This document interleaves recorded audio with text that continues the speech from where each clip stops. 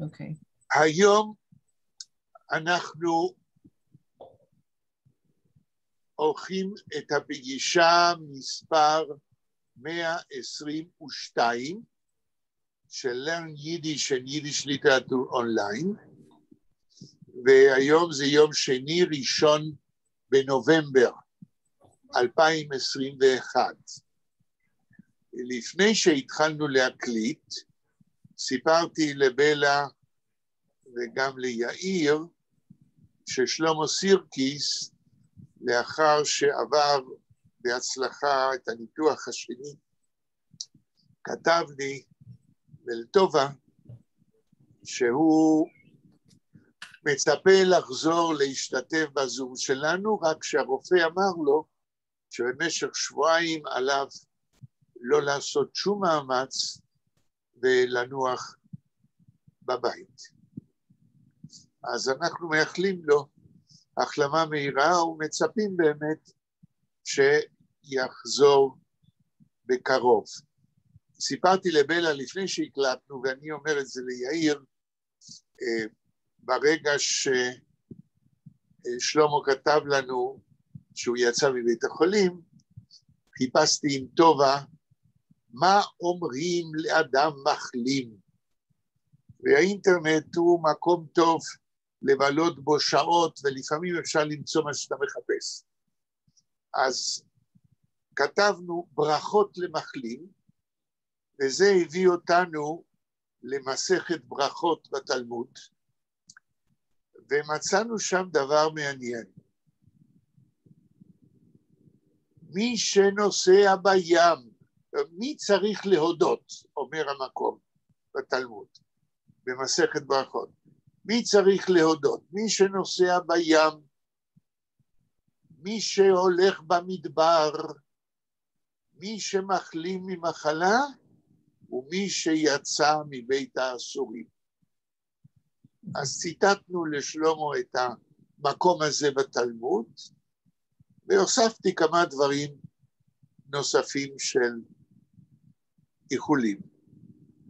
ואני כל הזמן מתפעל מחדש, הפוך בה והפוך בה בתלמוד, אתה תמצא כל דבר. כן? וחבל שבהשכלה שלי, לימוד גמרא היה פרק קצר מאוד. כן? טוב, בשביל זה יש לנו היום התלמוד של הרב שטיינזלץ, שאני חולם לקנות את כל 42 הכרכים. הבעיה היא שאז צריך לבנות רהיט מיוחד כדי להכיל את כולם, כי אתם יודעים, בתלמוד של שטיינזלץ יש לו 3 גדלים, כן? תלוי באיזה גודל אתה רוכש אותו, ואז הרהיט צריך להיות בהתאם. טוב, בין הדברים שכתבתי לשלמה, לאחר שעשיתי אנליזה עצמית, ובדקתי מאז שיעור 115, מה עשיתי עד עכשיו, כששלמה לא היה איתנו, שמתי לב שבלי לתכנן את זה, אני בכוונה דחיתי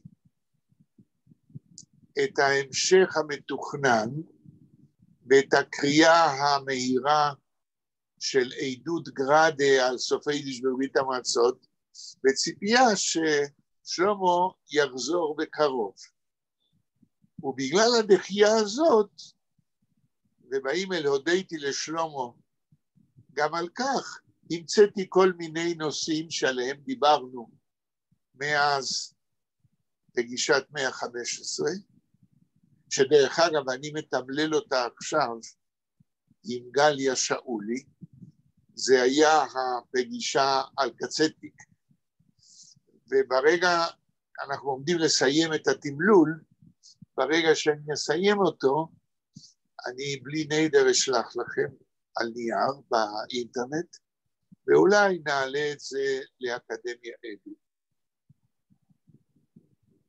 ואם אנחנו מדברים על קצטניק, אני זומם היום להמשיך לדחות את הקריאה של גראדה ועדותו על סופאיזם בברית המועצות, בציפייה לשלמה שיחזור לזום. ואני זומם היום לעשות משהו שבעיניי הוא לא רק חשוב בשל זה שזה קרה בעבר, אלא אני רוצה להאמין שהמאמר שכתבנו עם מוניק דהן על המניפסט הספרותי של יחיאל פיינר, הוא קצטניק אחר כך. המאמר הזה הוא מאמר חשוב ביותר, לא מפני שמוניק דהן ואני כתבנו אותו, אלא בשל היותו תרומה ייחודית גם לאקספרסיוניזם בספרות יידיש בשתי מלחמות העולם, וגם בשל מקומו של אותו מבוא לספר השירים 22, מקומו של אותו מבוא בתפיסה בספרות יידיש בין המלחמות, במחנה החרדי, מה זה להיות משורר. ומכיוון שהיום גמרתי עם גליה שאולי לערוך סופית את המאמר הזה בשביל כתב העת ידע עם שעומד להופיע בשבועות הקרובים, אני חושב שכדאי שנתעכב על המבוא הזה לספר השירים 22. בזמנו שלחתי לכם את המאמר הזה של מוניק דהן ושלי, ואני זוכר שבלה בקלות מצא אותו אצלה, נכון? בלה? את שומעת אותי? יאיר, אתה שומע? כן, כן, אני הייתי על מיוט. הייתי על מיוט, כן. פתאום חששתי שזה נותק. לא, אני הייתי על מיוט, כי שומעים פה טלוויזיה. להעלות את המאמר. כן, אתה מצאת אצלך שלחנו את זה באימייל, את המאמר. הוא נמצא אצלך? כן, אני הדפסתי אותו. אוקיי, בסדר, יופי. אז מה שאני מנסה לעשות היום, ותכננתי את זה, זה לא סתם חשבתי, אני אני אומר, המאמר הזה נכתב למעשה כדי לענות על שאלה עקרונית אחת. מדוע יחיאל דינור הוא קצטניק, הוא יחיאל פיינר? מדוע יחיאל דינור אחרי מלחמת העולם השנייה עשה כל מה שלאל ידו כדי להשמיד את ספר השירים הזה, שהוא פרסם ב-1931. אני כבר הזכרתי את זה, אבל לצורך העניין אני אומר, בספרייה הציבורית בניו יורק הוא הגיע כעיתונאי, ראה בתצוגה של 22 לידר, כתוב שזהו ספר של סופר שנספה בשואה, ביקש לראות את הספר, הוציאו לו את זה מהוויטרינה, עיתונאי, כן, אז האמינו, והוא שרף אותו. ובספרייה הלאומית נודע לו שיש עותק, טובה זוגתי שעבדה אז סיפרה לי מה שקרה, הוא הגיע ב-93, 1900, הוא כבר היה ידוע, קצטניק, יחיאל דינור, סופר הידוע, ביקש לראות את העותק של 22 לידר, זה היה בדצמבר, בחורף, בא עם מעיל חורף, הראו לו את הספר, הוא לקח אותו, שם אותו בכיס, והלך. ואחר כך הוא שלח את הספר חתוך לחתיכות במספריים למנהל המחסן. המאמר של מוניק דיין ושלי נכתב למעשה כניסיון להסביר מה שיחיאל דינור מעולם לא הסביר. הוא אף פעם לא אמר מדוע הוא עשה את זה.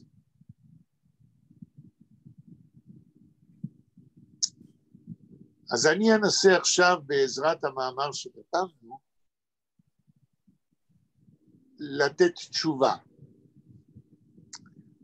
אבל בדרך שלי. מה זאת אומרת בדרך שלי? אנחנו לא נתחיל לקרוא את המאמר מההתחלה, אלא שאנחנו קודם כל נקרא מה שיחיאל פיינר כותב במבוא שלו, ובמאמר שלנו זה נדמה לי בעמוד 20.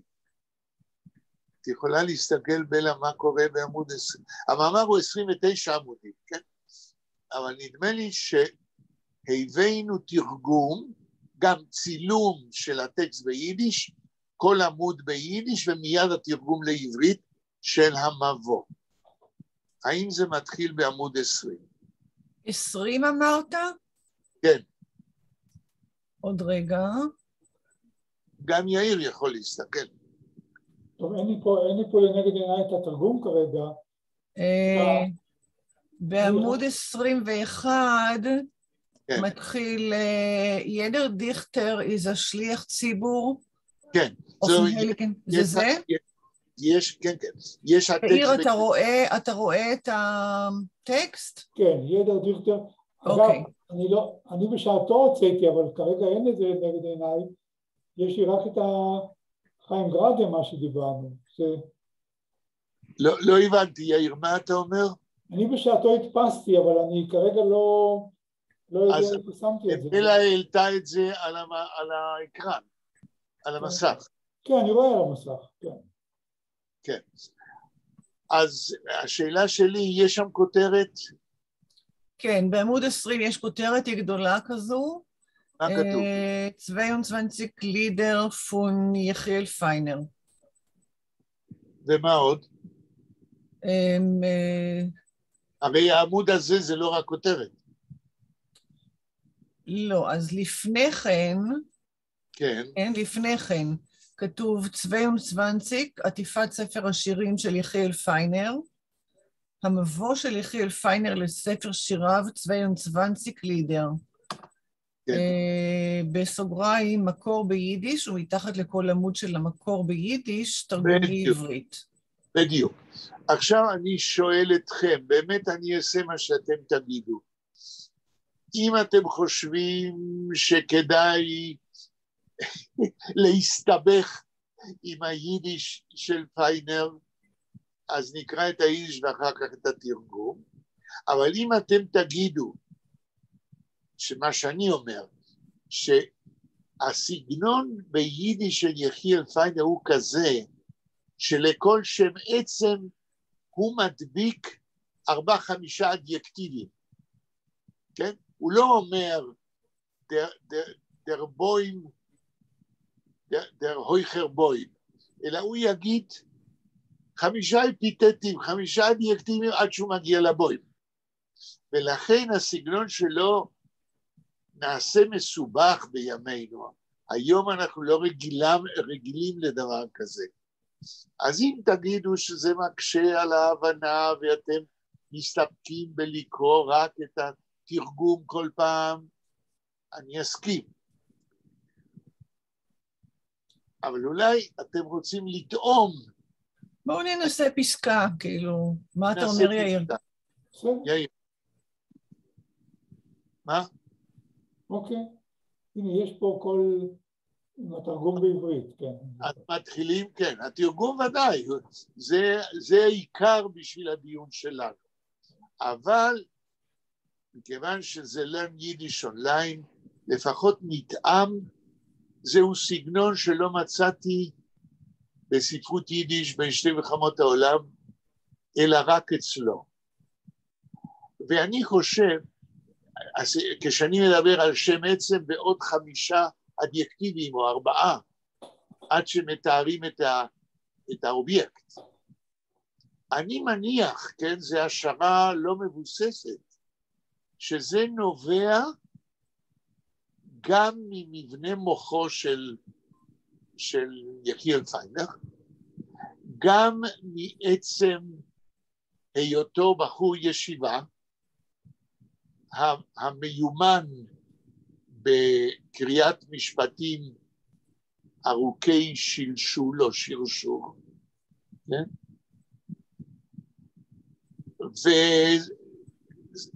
ואני אולי יש, אבל אני לא מכיר.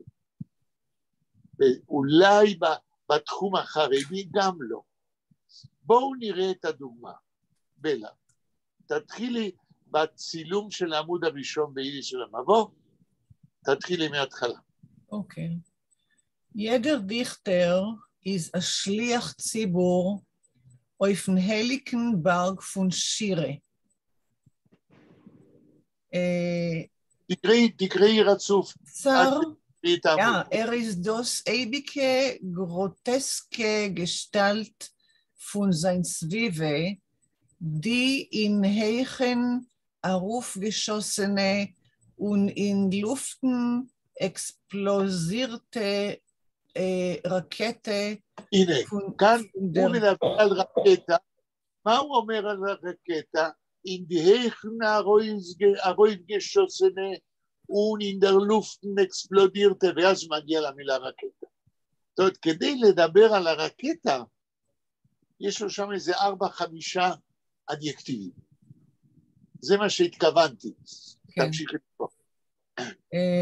אחר כך תראה את התרגום רצוף, כן. אוקיי, פונדר oder jener Umnebung. Umgebung, כן. קצת קשה להבחין בין הנון לגימל. בסדר, אני זוכר את זה, אז זה בסדר. כן. פונדם oder jenem שבט.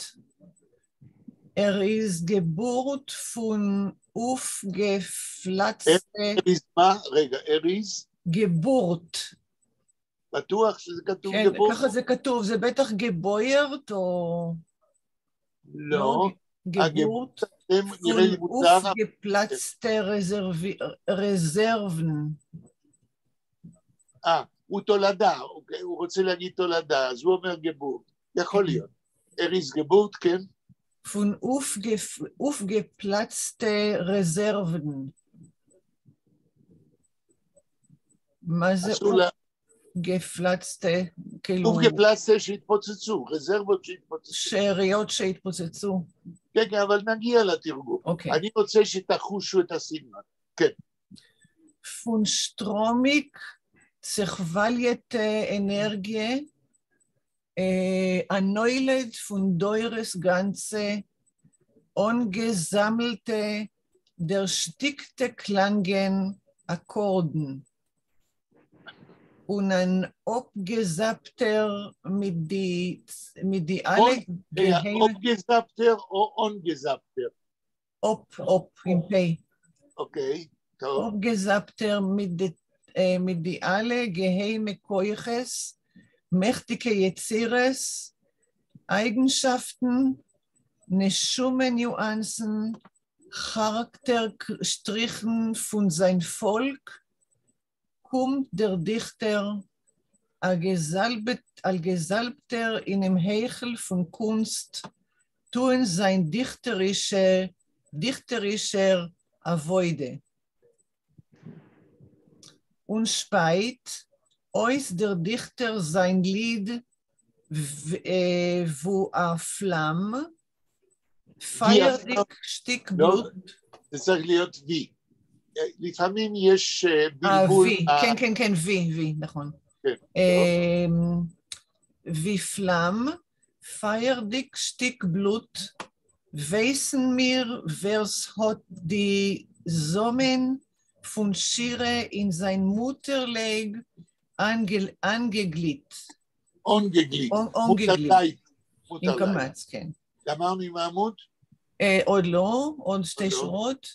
אוי ברנן אינם דיכטרס אויגן צווי מנורס, וייסנמיר vershot die Flammen dort in sei ungezündet, weil nicht da auf dem Farnas der Parnassus. כן, an Ort zufällige Besucher, יחידים individuelle Geister. זהו. כן? ברור כשמש. אוקיי, הציניות שלך היא במקום, כן? מכיוון שאם אנחנו ניתן את זה לקרוא למישהו שלומד BA בחוג ליידיש, אם היה דבר כזה בימינו, הוא לא ידע מחייו. וגם אנחנו שקוראים, טוב, אני כבר רגיל, אבל גם אתם הרגשתם שיש פה איזה קושי, אתם יודעים איזה קושי? את העמוד הזה, כדי לצאת ממנו בשלום, אני טוען, צריך לקרוא עם בלון חמצן צמוד. כי אתה צריך נשימה ארוכה כדי לבטא בנשימה אחת את כל האדיקטיבים ששייכים לשם עצם מסוים. כי אם אתה לא מבטא את שם העצם עם כל האדיקטיבים שלו, ואתה קוטע באמצע, אתה לא עומד על מה שהוא מדבר. עכשיו נראה את התרגום לעברית. יאיר, תקרא את התרגום של אותו עמוד. כל משורר הוא שליח ציבור על ההר הקדוש של השירה. המשורר הינו הדמות הגרוטסקית הנצחית של סביבתו, הוא הרקטה ששוגרה אל הגבהים והתפוצצה בחלל האוויר, הוא השליח של חברה כזאת או אחרת, השליח של שבט זה או אחר. הוא צאצא של מאגר נכסים שהתפוצץ בתוך אנרגיה גלית וזורמת. הוא ילוד ובן של דורות שלמים בהם נאגרו צלילים ואקורדים שהוחנקו. ספוג בכל הכוחות הנסתרים האלה יצירות אדירות, מאפיינות סימני היכר של הנשמה, כלפי אופי של עמו, מצויד בכל אלה, בא המשורר וכתר השירה על ראשו, ונכנס להיכל השירה לבצע את עבודת הקודש שלו. וכאשר המשורר יורק החוצה את שירו כלהבה של גוש דם בוער, אז אנחנו יודעים מי הלהיט בבשר עמו את עניצי השירה.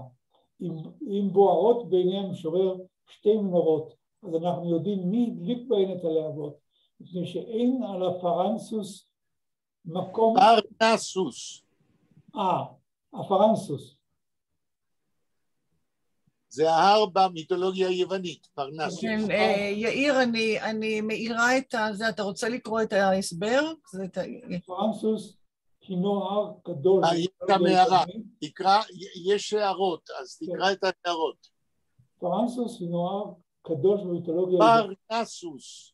נכון, פרנסוס הינו הר קדוש במיתולוגיה היוונית, בין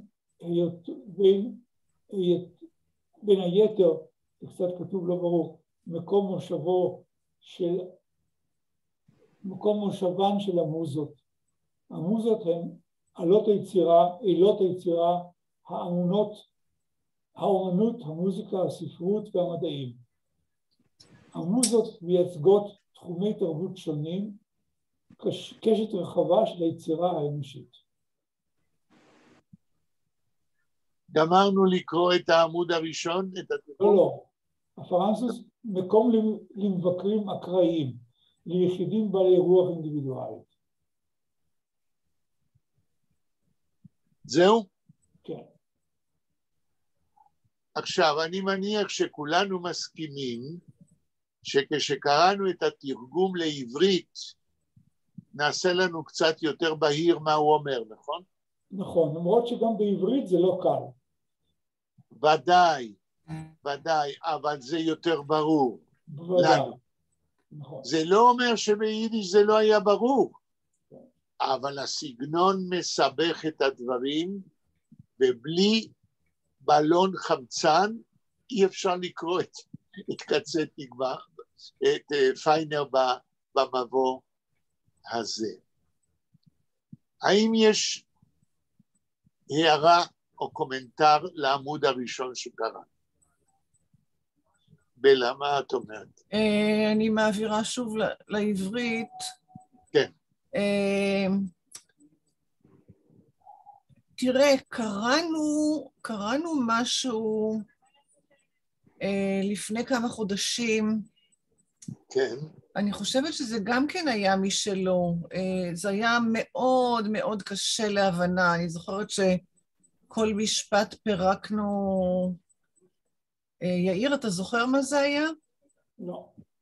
לפני כמה חודשים? לדעתי זה גם היה של פיינר. טוב, עד שלא נדע. וזה גם היה על התפקיד של הסופר,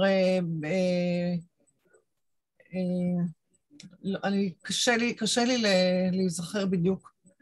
אוקיי, גם אני לא זוכר, אבל אם פעם נזכר, אז נדבר. אוקיי. עוד משהו על מה שקראנו עכשיו? הוא מדבר על כאילו הזיכרון הקולקטיבי של העם שבא לידי ביטוי אצל המשורר, כאילו, הוא ילוד, הוא בן של דורות שלמים בהם נאגרו צלילים ואקורדים שהוחנקו. זאת אומרת, הוא לא משהו אינדיבידואלי, אלא הוא נושא איתו מטען.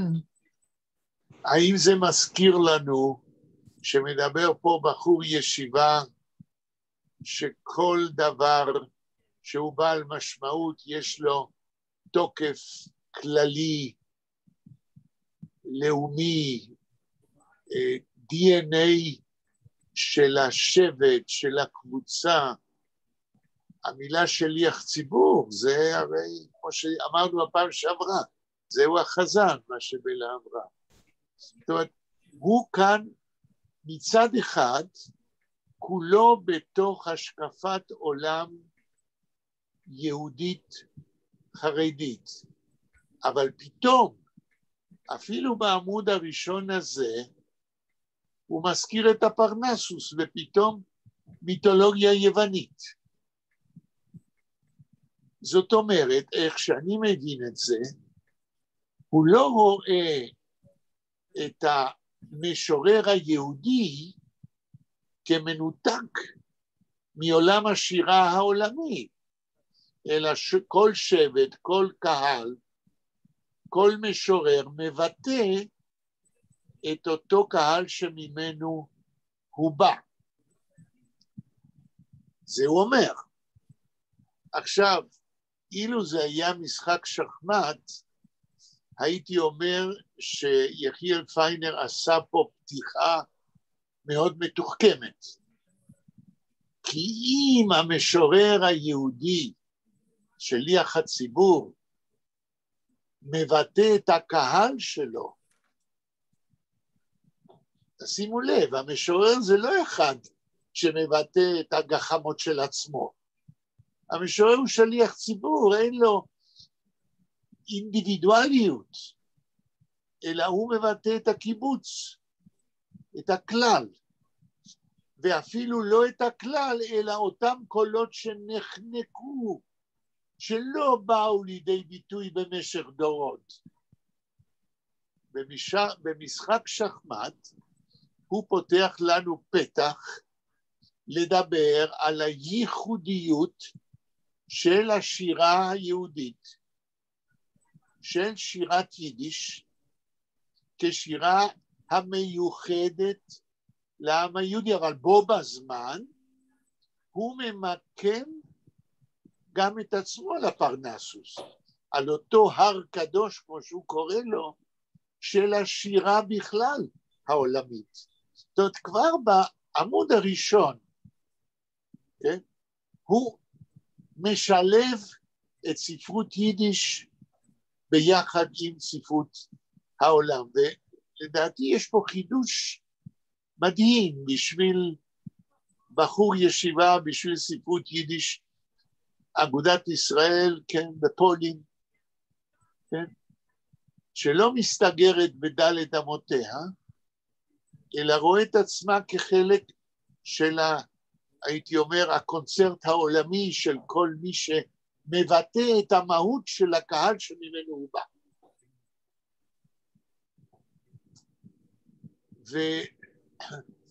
ולכן אני אומר, אני מקווה להוכיח את זה עוד יותר, שהמאמר הזה נוגע בדברים חשובים, שאפשר להסכים איתם או לא, אבל זה יכול להיות, אחרי שנראה קצת יותר לעומק מה כתוב במאמר ומה פיינר עושה, זה יכול להיות נושא מאוד מעניין לדיון, כן, על ספרות יידיש בגישתו של פיינר, כמשורר דתי.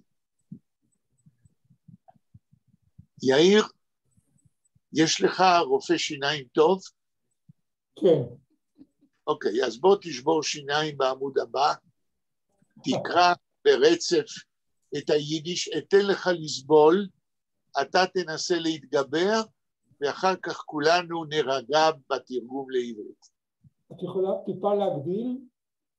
כן? אוקיי.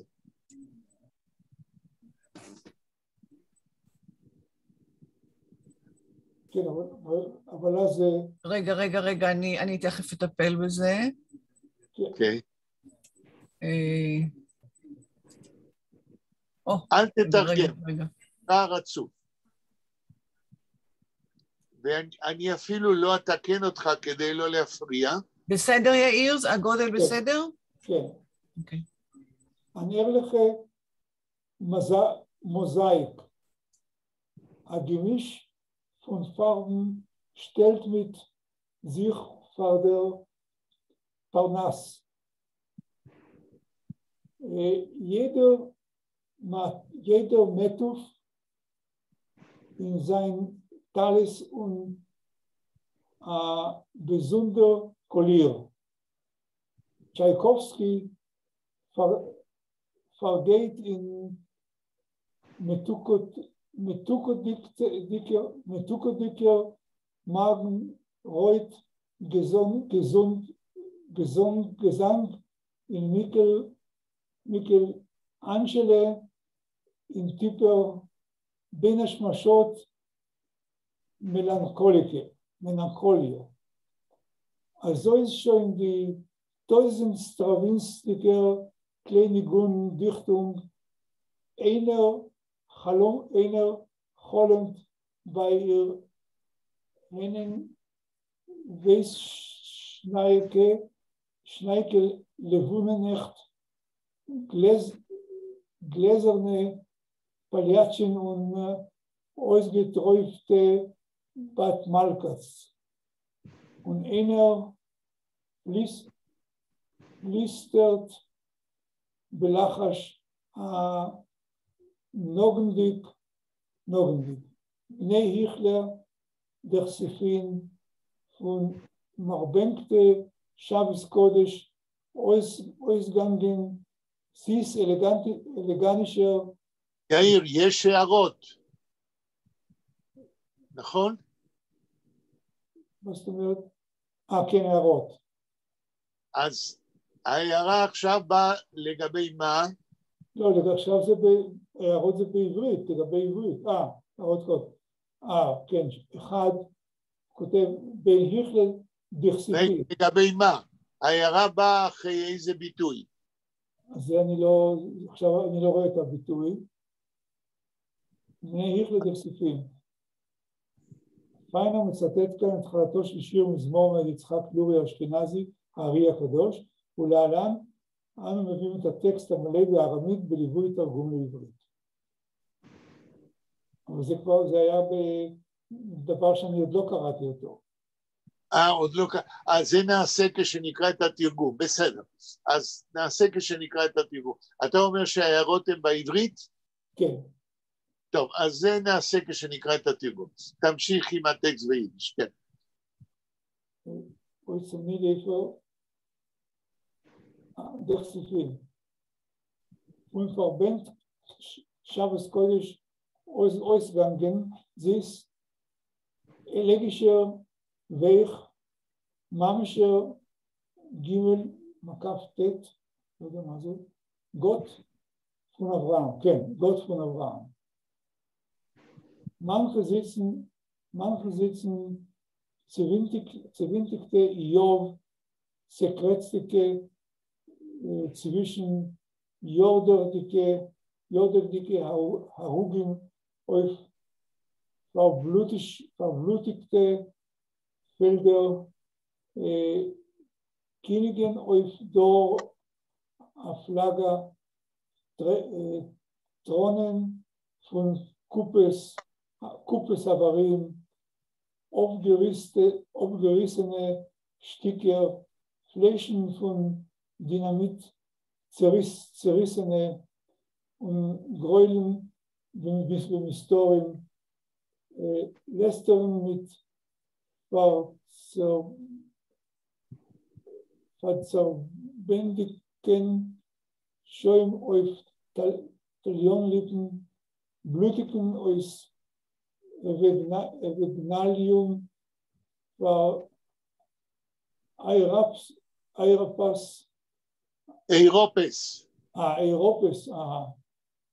Anschneidstigen Dor und begleiten die Teute mit nackte Lieder durch Teuren von Memtet Shari Tum'ah und Halbziegel umkreisen mysterisch seit Zimbeln auf Barabankes von nachtische Ornies schwarzen. זה קשה. זהו? כן. אוקיי. בלה ויאיר, אני יכול לנחש שאין לכם מושג מה קראנו. נכון. בלה, מה את אומרת? בלה שומעת? כן, אני עושה אנמיוט. יותר ויותר מתחזקת בי הרגשה שאנחנו קראנו את הקטע הזה. נכון, בעבר. גם אתה, יאיר? כן, על הדם והקרעים והאנשים הקרועים וכל התיאור הדרמטי הזה של המוות, של האכזריות ושל המכות. לא, אל תקראו עדיין את התרגום. תגידי בלה מה את אומרת. כן, הוא מדבר כאן בעצם על אומנים בינלאומיים, צ'ייקובסקי ומיקלאנג'לו. סטרווינסקי. כן, הוא נכנס להיכל הקודש, כן. לפרנסוס. לפרנסוס, כן. בכל זאת הוא מזכיר את הספרות והמוזיקה והתרבות העולמיים. כן. שאתה אמרת שזה באמת דבר יוצא דופן, שבחור ישיבה כבר ידע, כבר הכיר גם את התרבות הבינלאומית. אוקיי. בלה, התרגום. אוקיי. הפרנסוס מייצג מיזוג של צבעים. לא פרנסוס. פרנסוס. מייצג מיזוג של צבעים, כל אחד מצונף בטלית בצבע שונה, מוזאיקה הגונה. צ'ייקובסקי מתעלה בשירת המתיקות של שחר חדש, ומיקלנג'לו שקוע במלנכוליה עמוקה של בין השמשות. כזאת היא כבר שירת כלי הנגינה בת 1000 שנה, המשמשת מגן לאדם. אחד חולם אצלה על אודות לילות לבנה צחורים, ארמונות זכוכית ובנות מלכה חלומות, ואחר משמיע בלחש מתעצב, בני החלה דכסיפין. בני היכלה כנראה דכסיפין. היכלה דכסיפין. עכשיו תקראי את ההערה. אוקיי. הערה. בני ההיכל הנחשפים לראות זיוו של זעיר אנפין, יהיו כאן בזה השולחן, שבו המלך בגילופין. לא, אבל בהערה כתוב מה זה? דילגת על ההסבר? זה מה שיאיר קרא קודם. לא, בני אבל החלה דכסיפין. פיינר מצטט כאן התחלתו של שיר מזמור מאת יצחק לורי האשכנזי, הארי הקדוש, ולהלן אנו מביאים את הטקסט המלא בארמית בליווי תרגום לעברית. כן. אז עכשיו תקראי את העברית, ואחר כך נלחץ על הלינק, ונשמע את דן דאור שר את המזמור. אוקיי. מצד שלהי ימי שבת קודש נחשפים, גוטפון אברום, כה אלגי ורח עמהי. לא, אני מדבר על ההערה. את התרגום לעברית של בני ההיכל? כן, אוקיי. נכון. בני ההיכל הנחשפים לראות זיוו של זעיר אנפין, יהיו כאן בזה השולחן שבו המלך בגילופין. חפצו מאוד באספה הזאת בין מלאכים וכל בעלי כנפיים. שמחו אותה בזו השעה שבה רצון ואין כעסים. קרבו אליי, ראו כוחי שאין דינים חזקים. לחוץ נוסעים ואינם נכנסים, אותם הכלבים החצופים. והנה אזמין את עתיק יומין לארוחת המנחה עד שהם יסתלקו. הרצון שלו שגלוי לו זה לבטל את כל הקליפות. ישים אותם בחוריהם ויתחבאו בתוך סלעים. כי אנו עכשיו בזמן המנחה בשמחה של זעיר אנפין. עכשיו להעלות... לפני שאת ממשיכה, כן. מה שעושה יחיאל פיינר, הוא אומר לדוסטויבסקי, יש מה שיש לו, ולמיקלנג'לו משאיר, לנו היהודים, לעומתם, הוא מעמיד מזמור של הארי הקדוש, מזמור קבלי. זאת אומרת, הוא אומר, כל עם וכל שבט, כן, יש לו הניצוצות הנחבאים משלו ולפעמים המושתקים, והוא מזכיר את הארי הקדוש והשירה שלו. עכשיו, תנסי, במקום לקרוא את הארמית, תנסי ללחוץ על הלינק ונשמע את דן דאור שר את זה. כי אנחנו, עד כמה שאני יודע... לא חשבתי שאני יכולה לתת... רגע, תכף זה איזה פרסומת ש... לא ידעתי איך באמת לפרסם, מה זה פרסום נכון.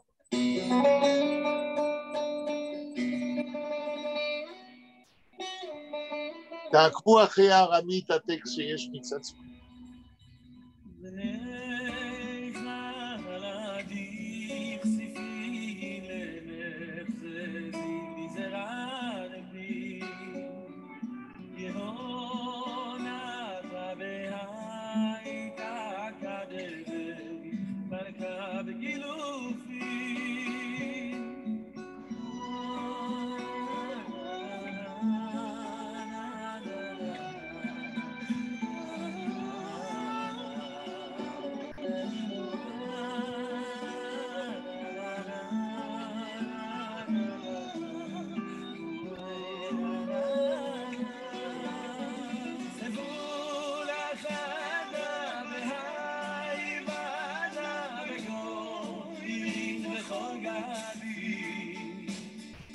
הדור אשתה והאישה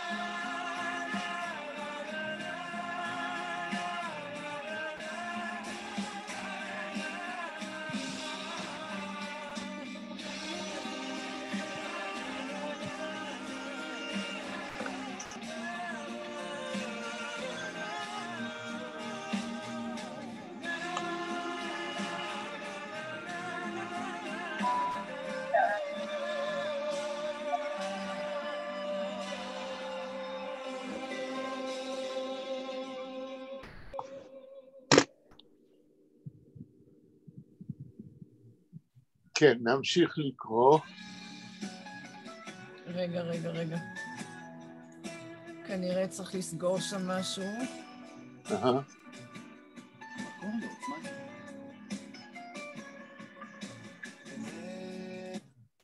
אוקיי. זאת אומרת, כדי שיהיה ברור, יחיאל פיינר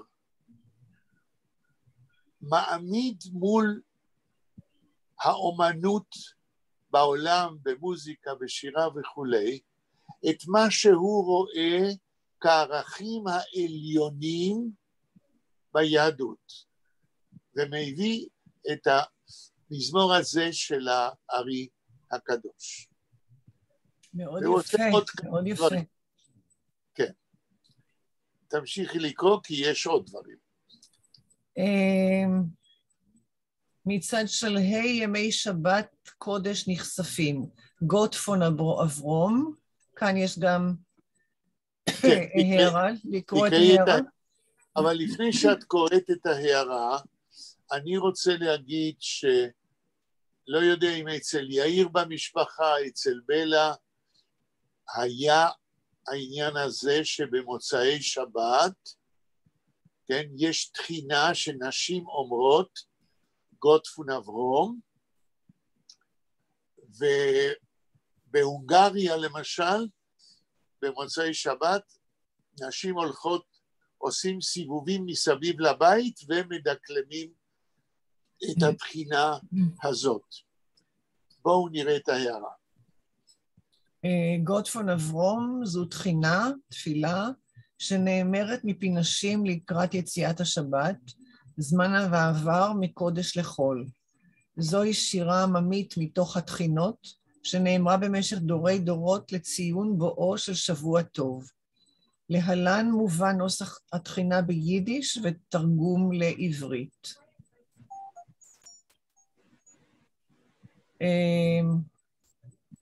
תקראי את היידיש.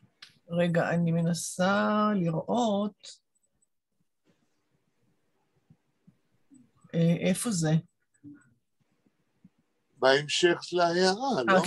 כן. Gott von Avrom. Gott von Avrom, von Yitzchak, von Jakob, Bahit und Bashirem dein lieb Volk Israel wegen deinem Leib. Als der lieber Shabbos Kodesh geht weg, die süße Liebe Woche soll zu uns kommen, zu gesund, zu Leben, zum Scholem, zu Parnusse, zu gute Psoires Toives, Omen ואומן, זן ורן, דן, זה טעות, דן צריך להיות. מה צריך להיות? דן, במקום זן, צריך להיות דן. זת ורן בור. דן, כן. לא זן, דן, זה טעות. כן. מלך המשיח בן דוד soll kommen das Jahr. Kommen soll vorn in seine schöne Jorn. Kommen soll zu reiten in seine schöne Zeiten. Eliyahu Novi kommt in unser Häuser rein, bringt all das Gut rein. Eliyahu Novi geht von unser Haus heraus, trägt all das Beis heraus. Eliyahu Novi nimmt den Becher in der Hand, macht der Broche über den ganzen Land. Die Broche soll hoch sein, über uns alle sein. Tier und Teuer steht doch offen zu dir, Vater Rachmon, Shaddai in siebten Himmel, tun mir alle hoffen. Tier und Teuer steht doch offen zu dir, Vater Rachman, Shaddai in siebten Himmel, tun mir alle hoffen. שלוש פעמים חוזרים, כן. כן, Tier und Teuer steht doch offen zu dir, Vater Rachman, Shaddai in siebten Himmel, tun mir alle hoffen. A gute Woche, a gesunde Woche, a gewünschte Woche. Amen. עכשיו העברית. יאיר, אולי תקרא אתה, הקול שלי קצת... כן, יאיר. אלוהי אברהם, תרגום יחיאל שנטוך ורותי זרקוביץ'. אלוהי אברהם, יצחק ויעקב, שמור ופרוס חסותך על עמך ישראל למען שמך ישתבח. כאשר שבת קודש אהובה מסתלקת, שיבוא עלינו השבוע המתוק הטוב, לבריאות, לחיים, לשלום, לפרנסה, לבשורות טובות. אמן ואמן, כן יהי. שמלך המשיח בן דוד יבוא השנה, שיבוא במהרה ויפי שנותיו, שיבוא ברכיבה ויפי ימיו. כשאליהו הנביא נכנס לביתנו, מביאו פנימה את כל הטובה, כשאליהו הנביא יוצא מביתנו, נושאו החוצה את כל הרעה, נוטל את הגביע ביד ימינו, על הארץ כולה נוטל ברכתו, שמעל כולנו תשרה הברכה. דלתות ושערים הרי עומדים פתוחים אליך. אב רחמן שדי רוכב ערבות, כולנו מקווים דלתות ושערים הרי עומדים פתוחים אליך. אב רחמן שדי רוכב ערבות, כולנו מקווים דלתות ושערים הרי עומדים פתוחים אליך. אב רחמן שדי רוכב ערבות, כולנו מקווים. שבוע טוב, שבוע של בריאות, שבוע מבורך, אמן. אוקיי. עכשיו, בהערה, בהתחלת ההערה, נאמר שגוט פון אברום זוהי תחינה, תפילה של נשים, שבמשך דורות, לא סתם, אלא במשך דורות, נשים אמרו, עם צאת השבת, לקראת בו שבוע חדש. עכשיו, ההסבר הזה הוא לא מקרי. לנו יש בירושלים הוכחה חיה עד כמה שגוטפון אברום זו הייתה תפילה שבמשך דורות נשים אמרו. אצל בלה זה לא היה, אצל יאיר לא, וגם אצלי לא, כי העניין הזה שנשים הולכות ועושות סיבובים מסביב לבית ואומרות את התחינה, יכול להיות שאולי הסבתא שלי שגרה איתנו הייתה אומרת את זה בלחש, אבל בלי הסיבובים מסביב לבית בחוץ. אבל יש לנו אדם אחד, כיום בת 70 וכמה, שיודעת לשיר את גוטפון אברום, כמו שאימא שלה בפולין הייתה שרה, וזאת בלה בריקס קליין, שכולם מכירים, לא? אני מכירה, כן. זהו, שהיא עבדה בקלישה 48, כן? והיא דווקא לא הייתה חרדית, אבל האימא שלה קיבלה את זה כנראה מהסבתא שלה, ובמשך דורות, ויש ניגון מסוים, ואני פעם הקלטתי את בלה בריקס קליין שרה את הדבר הזה. יחיאל פיינר מעמיד על הפרנסוס שלו, של השירה העולמית, לעומת כל הלועזים שהוא מזכיר, הוא מעמיד את הערכים העליונים של התרבות היהודית, של השירה היהודית. ואז יש לנו גוטפון אברום, ויש לנו המזמור של הארי הקדוש. איפה אנחנו? עדיין בעברית התרגום של העמוד השני? לא, סיימנו לדעתי. עם גוטפון אברום? רגע, בתוך הטקסט, יש בתרגום. כאן משהו בעברית שלא סיימנו לקרוא. כן, תרגום של העמוד השני. אוקיי, כן. אחדים יושבים פרומי רוח, מוכי צרעת כאיוב. רגע, עכשיו את מתחילה לקרוא את אותו קטע קשה, כן? שיאיר קודם קרא ביידיש. כן, כן, כן. ועכשיו תרגום לעברית, שבעברית זה אולי יקל עלינו להבין מה הוא אומר. כן. כן. אחדים יושבים פרומי רוח, מוכי צרעת כאיוב, בין גופות הרוגים על גבי שדות ספוגי דם, בראש דור הפלגה. נושאים מתוך ערימת גוויות, איברים מרוסקים, נתחי בשר תלושים שנקראו בפיצוץ אימים של דינמיט במסתרים, הם מגדפים עם קצף מנבל על שפתי תליין.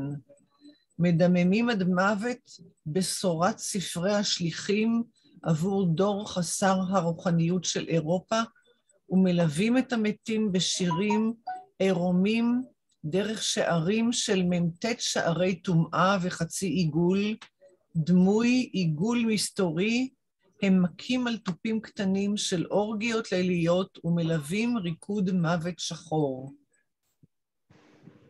מה זה? וואי, יש לי צמרמורת. השאלה מה זה? אני נזכרת בשיעור שעבר, דיברת על התרמת השואה. נכון. נושאים מתוך, איך זה, ומלווים את המתים בשירים עירומים דרך שעלים של ממתת, ממש כניסה לחדרי הגזים. כן, כן, כן. ומה זה עושה פתאום שם אחרי המזמור של הארי הקדוש ואחרי גוטפון אברום? מה פה קורה פה? במאמר אנחנו מנסים להסביר את זה. אבל היה לי חשוב שנקרא את התרגום כדי לראות בעליל במה מדובר. אנחנו הולכים לאט לאט, כי אי אפשר בבת אחת לפענח את החידה הזאת. אבל בעניין הזה, מה שקראת עכשיו, אני רוצה להגיד, בלי להזכיר שמות, יש חוקרי ספרות שטענו שיחיאל פיינר מחכה פה את פרץ מרקיש והשיר שלו דיקופה, לגבי מלחמת העולם הראשונה. אני טוען, לא ולא, פה מדובר על נבואת הלב לגבי העתיד לבוא. מי צודק? זה יכריעו אלה שימשיכו להתעניין בעניין הזה. עכשיו בעמוד השלישי תקראי ביידיש בלי לעצור, ואז יאיר יקרא את התרגום. העמוד השלישי שלה. כן, זה נגמר בשוורץ קודם, אז שוורץ, טויטנטנס, די ABK. רגע, את גומר, העמוד השני המצולם נגמר? כן. ועכשיו השלישי. כן. אוקיי. אני רק מציינת שהייתה שם המילה שוורץ, היא הייתה מנותקת, ככה לא היה לה המשך. אז אני מניחה שמה שעכשיו אני קוראת מתחיל משוורץ. תודה שהסברת. כן. שוורץ, טויטנטנץ, די אייביקה וקחנליה פון נשומס, ארטילויס, exaltiert auf den Hintergrund von schwindsüchtige Levone Nacht. Manche wieder jogen sich wild auf den weltischen Hefker-Chaussee, trunken mit Midbersche... טרינקן. זה ו' וי' לפעמים הם מבלבלים בהדפסה. טרינקן, כן. Trinken mit Midbersche Durstkeit, die flammige Skies von aller Welt teilen und laufen wild in sturmdicke Beholle mit Augen zerblitzte wie zerflackerte Schigoen, Rubinen und sippen und verchlinen sich in kosakische Hanoi mit die Reut abgezündene Branden und singen das Lied von Zerschwiderung. Zerscheuderung. Verschieden sind die Tenor von der 10.000 Strundiker Fiedel. Strundiker, כן, כן. Strundiker Fiedel und äußerlich tief und verborgen seinen in die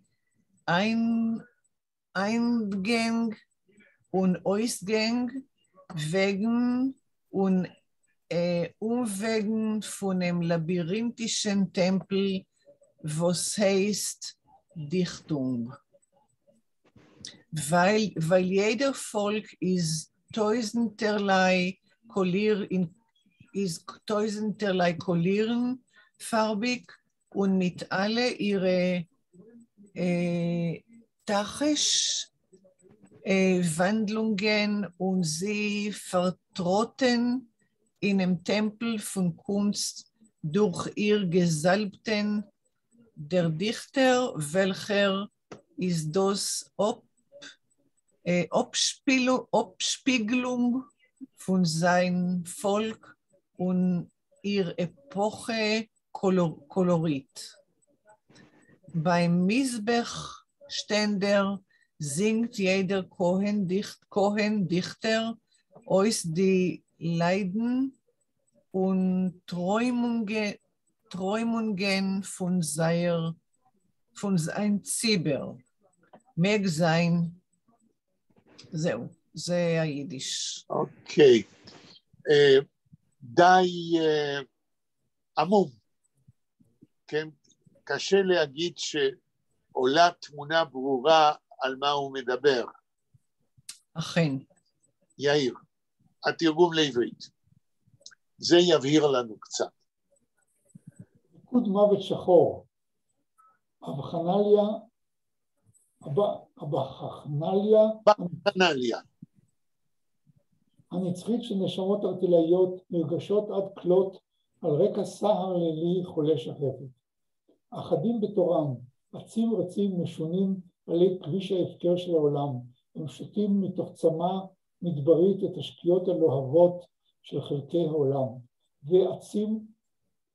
ועצים משונים בבהלה סוערת בעיניים רושפות כאבני אודם בוערות בשיגעון, ומסננים ונשנקים מתוך ריגוש של הנאה קוזקית עם אודם האש שניצת, ושרים את השיר של בעתה מתחבצת.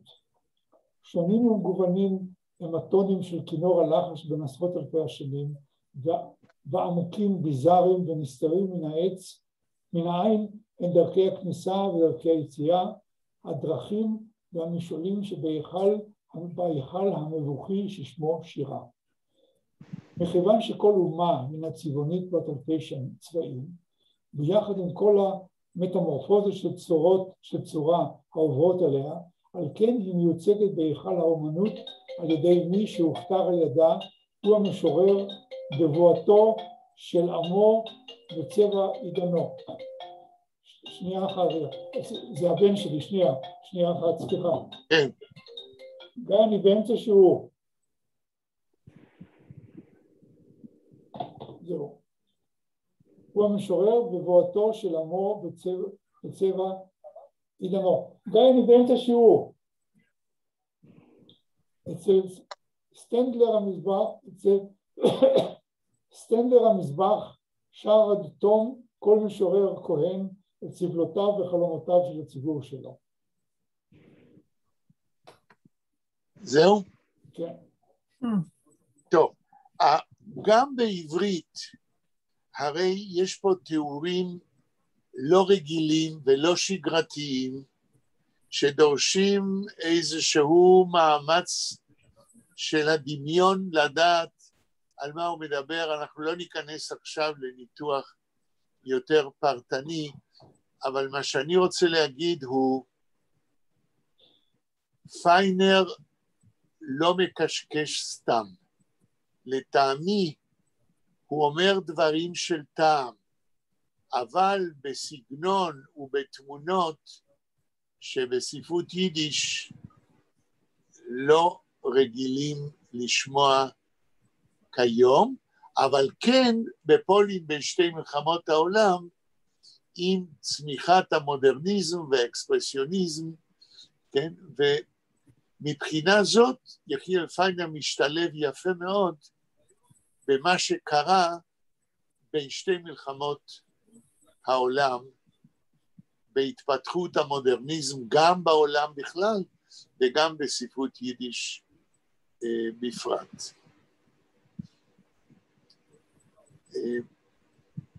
כמה עוד עמודים יש של יידיש שצילמנו? אני רואה כאן עוד איזה 5 שורות, ואחר כך, וזהו. אוקיי. אחר כך זה כבר נספח. כן, אז רגע, אז בואי תקראי את 5 השורות. עם התיאור. In wilder Exaltatia oder schluchdicker Lippen, Geschmeichel nicht כחיל... ליפגשמייכל, זה הולך ביחד, זה לא ממוקף? ליפגשמייכל, כן. ליפגשמייכל, nicht כחילק auf Vossere Eufen. Vossere Eufen. Vossere. הצילום הוא מאוד לא ברור. כן, הבנתי. סטיל ונפורס, מנזיין דיכטר. סטיל ופורם, כן. פורם, מגזיין דיכטר. פוטיריסט, דיכטר, אימג'יניסט, שפות הפולק, אירטורס גלוק, אירטורם גלוק, טורס או טורם? טורם גלוק. טורם גלוק, צטרייסלט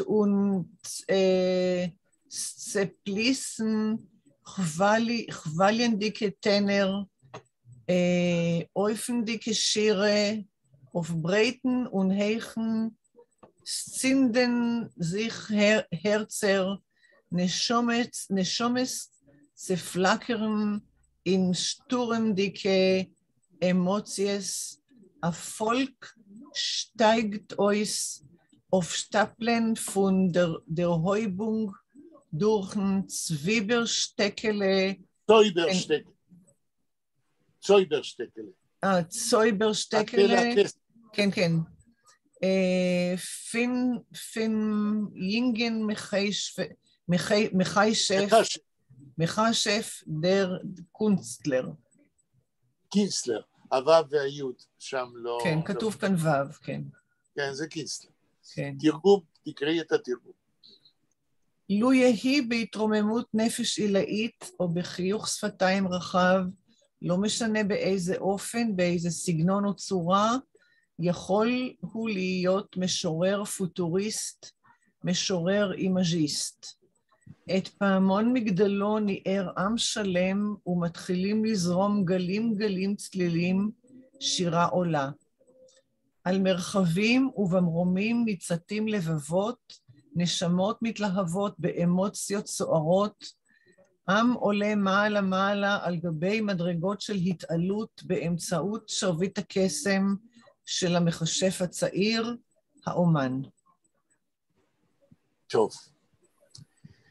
אני רציתי להתחיל היום עם הדבר עצמו, זאת אומרת עם המבוא כפי שהוא פלוס התרגום. עכשיו שיש לנו הטקסט של המבוא, פחות או יותר ראינו מה זה, נוכל להתחיל לדון מדוע יחיאל פיינר שרף והשמיט כל עותק של ספר השירים הזה. ספר השירים הזה איננו בנוי רק מהמבוא, הרי זה ספר שירים. חוץ מהמבוא, יש לו עוד כמה חלקים שכרגע לא ניכנס להגדיר אותם, אבל נגיד שהגוף העיקרי של ספר השירים זה השירים. מה הם השירים שבאים באותו ספר שירים? אני רק אגיד משפט אחד ואחר כך נתחיל לדון בתשובה בצורה מסודרת. השירים בתוך ספר השירים הזה אינם משקפים את המבוא. המבוא מדבר על תפקידו של שליח ציבור יהודי, שהרי הוא מדבר על עצמו כנציג העם היהודי, המשורר שבא לשקף את מה שיש בחובו של אותו עם, את הדברים הנעלים בחובו של אותו עם, אבל השירים שהוא מביא, אלה שירים של דיכאון, שירים של צער, ושירים של דיכוי הרצון להתעלות, שירים שמשקפים יותר את המצוקה של עם בגלות, והם לא מגיעים לקרסוליים של השאיפות של משורר כפי שזה מופיע במבוא. זאת אומרת, ספר השירים הזה למעשה בנוי בשני כתבים, מצד אחד מה משורר צריך להיות והינו לפי השקפתו של יחיאל פיינר, ובצד שני מה יחיאל פיינר האדם מבטא על הקיום שלו כיהודי בפולין בגלות. זאת אומרת, ספר השירים הזה הוא מעין תרתי דה סתרי, דבר שיש בו דברים מנוגדים וסותרים אלה את אלה, דבר שלא מקשים את השאיפות הנעלות ששליח ציבור לפי פיינר צריך ומסוגל להעלות מנבחי הקיבוץ שאליו הוא שייך. להגיד בשתי מילים, אולי זו הסיבה שהוא רצה להשמיד את הספר. מכיוון שהספר הזה שיקף את מה ששירתו כמשורר לא השיגה, אף על פי שנחשפה אליו. זה משפט אחד. עכשיו, כמה זמן יש לנו עוד? 8 דקות. אוקיי. עכשיו אנחנו נתחיל את המאמר מההתחלה בצורה מסודרת, אבל מכיוון שקראנו את המבוא במקור ובתרגום, יעזור לנו להבין יותר את מה שאנחנו טוענים במאמר כולו. אז בלה, אולי תתחיל. את המאמר שלך ושל מוניק דהן? כן, כן. מההתחלה. המניפסט הספרותי של יחיאל פיינר והתרמת שואה, המבוא לספר שיריו 22 לידר 1931, לתולדות תרומת ספרות יידיש האורתודוקסית בפולין למודרניזם, מאת יחיאל שיינטוק ומוניק דהן. בתולדות ספרות יידיש במאה ה-20 כמעט ולא קיים דיון מקיף ומעמיק שעניינו ספרות יידיש מודרנית, שפורסמה על ידי סופרי יידיש מהמחנה הדתי, פרט לאנתולוגיה שפרסם משה פראגר בשנת 1955, בשם אנתולוגיה פון רליגייזה לידר ונדרציילונגן, שפונגן פון שרייבר umgekommene in die Jahren von jüdischen Churben in Europa. 40 שנה לאחר מכן ניתן למצוא אזכור ראשון של תופעת הכתיבה הספרותית ביידיש במחנה האורתודוקסי בפולין אצל נתן כהן, קודם בדוקטורט שלו מתשנ"ה, המרכז הספרותי והעיתונאי היהודי בוורשה בשנים 1920 עד 1942. דרך אגב, נתי כהן הוא כיום פרופסור בבר אילן, והוא היה תלמיד שלנו בחוג ליידיש באוניברסיטה העברית. כן. כן, הוא המנחה שלי לדוקטורט. בחרת כבר? כן. לא סיפרת לנו. אפשר לבקש בשתי מילים להגיד מה הנושא של הדוקטורט? אוקיי, הנושא של הדוקטורט הוא חינוך למדעים בבתי ספר ביידיש במזרח אירופה, אולי לא רק במזרח אירופה, אני עוד לא יודעת, אבל בין שתי מלחמות העולם. ממתי התחלת לעבוד על זה באופן מסודר? התחלתי בעצם כבר בתואר השני, כשכתבתי עבודה סמינריונית על ספרי לימוד במדעים ביידיש. למי?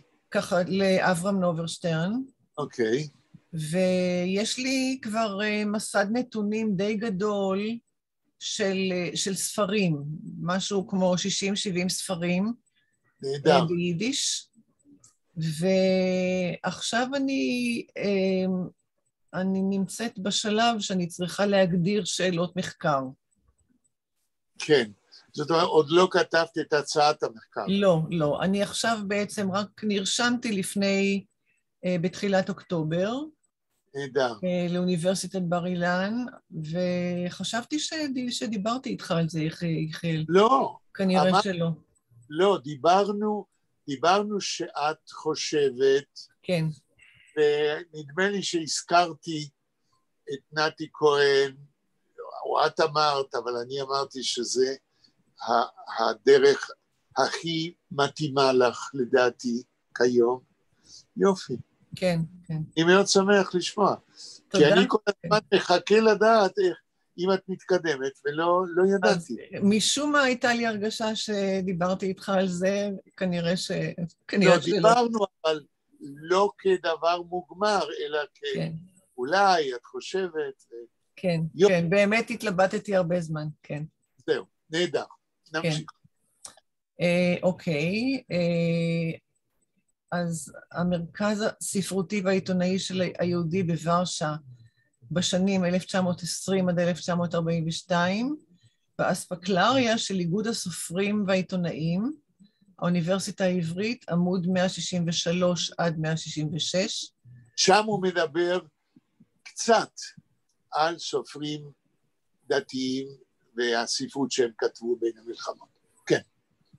ובהרחבה מסוימת בספרו ספר, סופר ועיתון, מרכז התרבות היהודי בוורשה, 1918 עד 1942, ירושלים, הוצאת ספרים על שם מגנס, תשס"ג, עמוד 180 עד 186. כן. היקפה של ספרות יידיש מפרי עטם של סופרים אורתודוקסים בין שתי מלחמות עולם רחבה ביותר, והגיע הזמן להרחיב את האיסוף והדיון במקורותיה. מבחינה זאת, אחד המקורות שלא נחקרו דיים לצורך איסוף היצירה ביידיש של סופרים יראי שמיים, היא העיתונות ביידיש שפורסמה בין שתי מלחמות העולם, אשר כשלעצמה המחקר לגביה טרם החל להתפתח מלוא היריעה. ביבליוגרפיה מקיפה ראשונה על פרסומי העיתונות ביידיש בפולין בין שתי מלחמות העולם, פורסמה אף היא מאוחר יחסית ב-1986, בשם רשימת יומנים וכתבי העת ביידיש שפורסמו בפולין בין שתי מלחמות העולם. בפעם הראשונה הוקדש מחקר שלם לספרות יידיש בין שתי מלחמות העולם, שנכתבה ופורסמה בידי סופרים דתיים בשנת 2005, כדוקטורט באוניברסיטת קולומביה שבארצות הברית, דוקטורט שטרם הופיע כספר מאת לנג קפלן. ביאטריס לנג קפלן, כן. ביאטריס זה לא כאן קצת מבולגן. Orthodox Yiddish Literature and Interwar Poland, 350 עמודים. בכל הפרסומים האלה שעניינם ספרות יידיש של סופרים אורתודוקסים שנכתבו או פורסמו בין שתי מלחמות העולם בפולין, חסר עיון ודיון שיטתי בכתבי יחיאל פיינר, מי שחתם בפסבדונים קצטניק מאוחר יותר בכתביו על השואה. נראה לי שכאן אפשר לעצור, כי עכשיו... כן. מתחיל. טוב, אז כדי לסכם, כפי שאתם רואים, המאמר מתחיל בדיון בהיקף הרחב שבתוכו יחיאל פיינר והשיר 22 קיים, וזהו ההיקף של העיתונות, השירה הדתית, שיחיאל פיינר היה שייך אליו אז עדיין ב-1931. וכל הנושא הזה, והמאמר הזה, זה ניסיון כמעט ראשון להיכנס לפרטי פרטים של התרומה האפשרית של סופרים צעירים דתיים בפולין בין המלחמות לספרות יידיש המודרנית. זהו. אוקיי. אם יש הערה, שאלה, או... רק אתם זוכרים שביום חמישי נכון. אני לא פה, אז... כן, ביום חמישי הפעם לא ניפגש, וצריך אולי להגיד את זה לבלה, שלא תתבלבל, ואני... לאנה, כן, אני אשלח לאנה. לא לבלה, לאנה. כן. וביום שני הבא, אני אשאל אתכם, כן, אם עדיין נמשיך לקרוא את המאמר כדי להשלים, ונחכה לשלמה, או שנמשיך עם גרדה בלי לחכות. אז תודה רבה. יאיר, בהצלחה עם הקונצרט של הבן שלך. תודה, הוא עכשיו בארץ, הוא גר איתי פה בדירה, ויש לנו מספר קונצרטים. יופי. סליחה? איפה הקונצרטים? לא בירושלים, לצערי. עכשיו יש בתל אביב, ברעננה ובגליל, סט אחד של קונצרטים. הוא חוזר לחו"ל וחוזר שוב קרוב שבוע, ומופיע כסולן עם תזמורת סולני תל אביב, אחד באודיטוריום בחיפה ואחד באולם הקונסרבטוריון הישראלי למוזיקה בתל אביב. הוא מנגן כסולן בקונצרט לכינור וויולה ותזמורת של מוצרט שנקרא סימפוניה קונצרטנטית. מי היו המורים שלו בוויולה? אני רק מפסיקה את ההקלטה. כן.